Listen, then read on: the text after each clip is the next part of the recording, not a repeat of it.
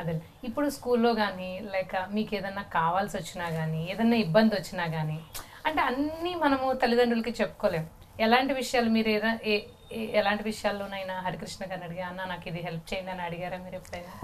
సాధారణంగా అంత ఆ రకమైనటువంటి పరిస్థితి ఏర్పడిందని నేను అనుకోవట్లేదమ్మా. బట్ అమ్మగారు ఏంటంటే చాలా తక్కువ మందికి తెలుసు అమ్మగారి గురించి.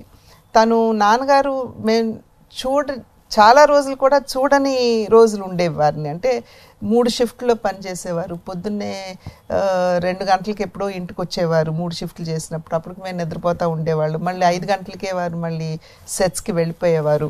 సో అసలు కొన్ని రోజులు వరుసగా మేము నాన్నగారిని చూడనటువంటి రోజులు కూడా ఉన్నాయి.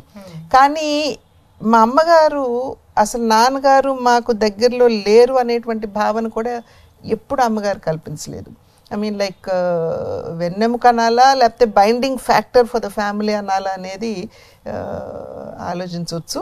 బట్ ఏదున్నా కూడా అమ్మతోటి మేము ఓపెన్గా మాట్లాడేవాళ్ళం. అమ్మ దగ్గర కూడా ఎటువంటి దాపరికం ఉండేది కాదు.